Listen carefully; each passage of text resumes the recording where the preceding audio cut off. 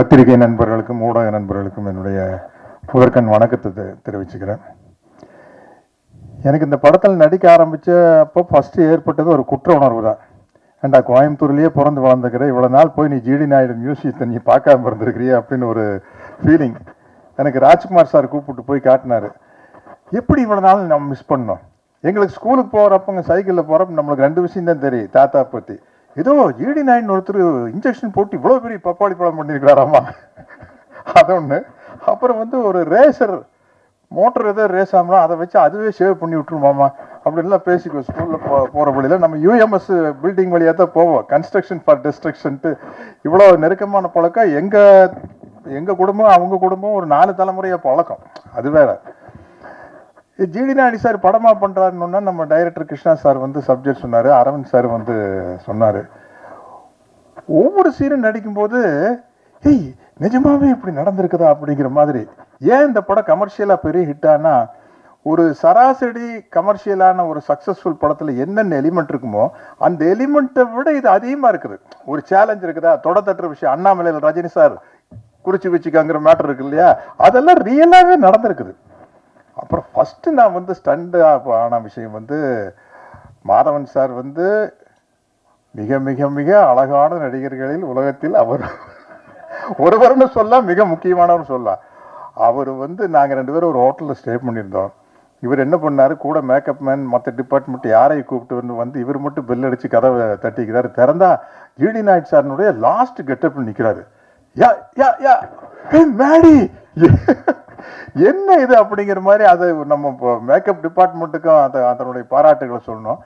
அவ்வளோ பெரிய சேஞ்சுங்க, அவ்வளவு டெடிக்கேட்டடா. அப்புறம் அடுத்த நாள் ஷூட்டிங் போகையில் நம்மளுக்கு உள்ளுக்குள்ள ஒரு சேலஞ்சு.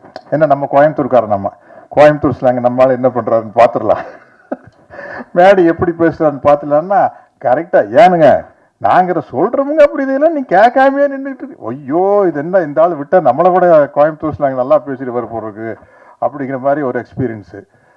அப்புறம் லைனாக சொல்லிட்டு போல அரவிந்த் சார் இதுக்காக எடுத்துக்கிட்ட மெனக்கெட்ட விஷயம் பெரிய விஷயம். அரவிந்த் சாருடைய ஒர்க்கு. ஜிடி நாயுடு சாருடைய பெருமையை சொல்லணும்னா தமிழ்நாட்டிலேயே பெரிய பாலத்துக்கு ஜிடி நாயுடு சார் பெருதை வச்சுக்கிறாங்க கோயம்புத்தூரில். தமிழ்நாட்டிலேயே இல்லை சவுத் இந்தியாலையா? தமிழ்நாட்டில் உறுதி. அது நாங்கள் ஷூட்டிங் எடுத்துருக்கையில் அன்றைய முதல்வர் திரு ஸ்டாலின் சார் அவர்கள் அந்த பாலத்தை திறந்து வச்சார். எல்லாம் அவங்க ஃபேமிலி எல்லாம் கூப்பிட்டு போய் பெரிய அளவில் மரியாதை பண்ணாங்க. நீங்கள் யார் எப்போ கோயம்புத்தூர் போனாலும் அந்த மியூசியத்தை போய் பார்த்துருங்க. அப்புறம் ஒவ்வொரு படத்துலையும் அதாவது ஒரு மேல் ஆக்டருக்கு கெட்டப் போடுறது ஈஸி இல்லையாங்க மேடி, நம்ம தாடி வைக்கலாம், தாடி எடுக்கலாம், இது விக் அப்படி. பட் ஒரு லேடி ஆர்டிஸ்ட், அது எஸ்பெஷலி ஹீரோயினாக இருந்துட்டு படத்துக்கு படம் ஒரு வேற மாதிரி கேரக்டர் பண்ணுறது ரொம்ப கஷ்டம். அது துஷாரா விஜயன் சூப்பராக பண்ணிட்டு இருக்காங்க. நான் முதல்ல பார்க்குறேன். இப்போ அவங்களோட இன்னொரு படம் நடிக்கிறேன். அந்த படத்துக்கு இந்த படத்துக்கு கேரக்டருக்கு சம்மந்தமே இல்லை. நீங்கள் மேடி நீங்கள் பாருங்க, ரங்கநாயகி வேற அது வேற. ஆமாம் ஆமாம். அப்புறம் இந்த படத்தினுடைய தயாரிப்பாளர்கள் விஜய் முருகன் அவங்கெல்லாம் நம்ம அதாவது பாகுபலி அடிக்கல பிரபாஸ் சொல்லுவார், அந்த ப்ரொடியூசருக்கு வேடிக்கை பட்டிருப்பாங்க. பாருங்க சார் வேற யாரோ படம் எடுக்கிற மாதிரி ஜாலியாக நிற்கிறாங்க சார், எல்லா செலவு அவ்வளோ செலவாயிட்டு இருக்குது. அவர் அந்த ப்ரொடியூசர் யாரோ படம் எடுக்கிறாங்கப்பா ரொம்ப செலவு பண்ணியில அப்படிங்கிற மாதிரி. அதே மாதிரி தான் இவங்க ரெண்டு பேரும் இருக்கிற சந்தோஷத்தை பார்த்தா வேற யாரோ எக்கச்சக்கமாக செலவு பண்ணி எடுத்து இவங்க ஜாலியாக வேடிக்கை போட்டு நல்லா மாட்டினாயா அப்படிங்கிற மாதிரி ஒரு. ஆனால் இந்த படம் உலகம் பூரா பெரிய அளவில் ஒரு சாதனை பண்ணுங்க. ஏன்னா அவருக்கு ஜிடி நாயுடு சாரை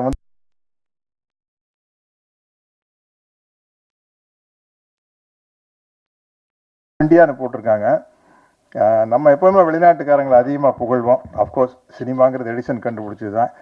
நான் சிகாகோவிலேருந்து நயாகரா ஃபால்ஸுக்கு போகிற வழியில் ஒரு லெஃப்ட் சைடில் ஒரு சின்ன கிராமம், அதுதான் எடிசன் பிறந்த கிராமம். போர்டு வச்சுருந்தது.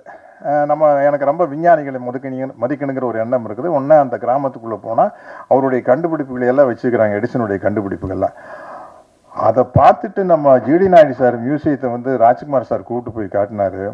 இது அதை தாண்டின விஷயம். உண்மையில சொல்கிறேன், நம்ம நம்ம எல்லாருக்கும் ஆளரை தூக்கி விட்டுக்கலாம், அதை தாண்டின விஷயம். அதை வந்து நம்ம மேடி அவர் எடுத்து நடித்த விதம் என்ன, நிறைய ஸ்டேஜஸ் இருக்குது. ஒரு கிட்டத்தட்ட 25 வயசில் ஆரம்பிச்சிருமா கதை, ஆரம்பித்து அவருடைய டெத்து வரைக்கும் போகுது. எல்லாமே வந்து வித்தியாசமான கேரக்டர்ஸு. இந்த மாதிரி ஒரு பயோபிக்கை வந்து கிருஷ்ணா மாதிரி டைரக்டர்னால தான் அதை டிசைன் பண்ண முடியும். ரொம்ப ரொம்ப கஷ்டமான விஷயங்க. அதை சொல்லி அந்த குடும்பத்தில் அப்ரூவல் வாங்கி, எனக்கு இதில் வந்து ராமையா பிள்ளைன்னு ஒரு கேரக்டர்.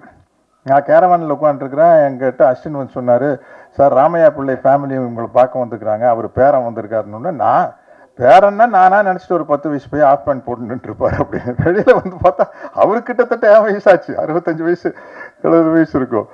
அவர் வந்து சார் நான் தான் ராமையா பிள்ளையுடைய பேர அப்படின்னு, அதுதான் என்னுடைய அந்த கேரக்டர் ராமையா பிள்ளைன்னு. அப்புறம் அவர் சொல்கிறாரு, சார் ராமையா பிள்ளை வந்து உங்கள் பெரியப்பா கிட்ட கணக்கு பிள்ளையா இருந்தார் சார், அவர் தான் சார் ஜிடி நாயுடு சார் கிட்ட சேர்த்து விட்டார் எங்கள் தாத்தாவை அப்படின்னாரு. அவ்வளோ நெருக்கமான சீன்ஸு, இன்டர்வல் பிளேஸ்மெண்ட் சீன் எல்லாம் தெரிச்சிரும். இந்த இடத்துல வந்து என்னுடைய நண்பர் ஜெயராம் இல்லை பின்னி பெடல் எடுத்திருக்காரு.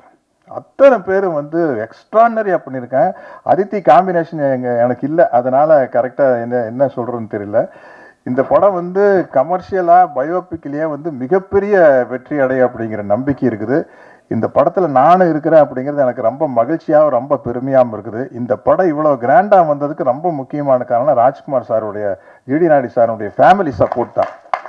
ஏன்னா இப்போ நீங்கள் பார்த்த காருகள்லாம் இருக்குது, இந்த காருக இந்த எக்யூப்மெண்ட்டுக்கெல்லாம் நம்ம எங்கே போகிறது, ஆர்ட் டிபார்ட்மெண்ட்டில் சொல்லி செய்கிறதுனா பெரிய விஷயம்.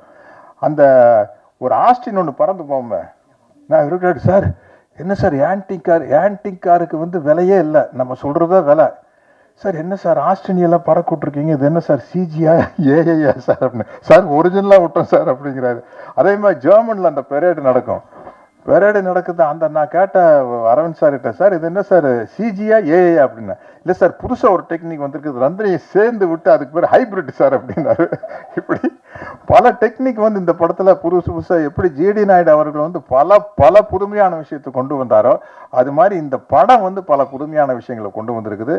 இந்த படத்தை வந்து உலகமே பார்த்து வியக்க போகுது. அதுக்கு காரணம் ஜிடி நாயுடு அப்படிங்கிற அவருடைய கேரக்டரும் மேடையினுடைய எக்ஸலண்ட் பெர்ஃபார்மன்ஸ் தான். அவர் லைஃப்பில் வந்து இது ஒரு மைல் ஸ்டோன்னு சொல்லலாம். ராக்கெட்ரி படம் பார்த்தேன், கொஞ்சம் சுயநலமா நம்ம ஊருக்காரர் இல்லை ஜிடி நாயுடு, கோயம்புத்தூர்காரருங்க போது கொஞ்சம் எக்ஸ்ட்ராவாக 2 பிட்டு போடுறது தான்.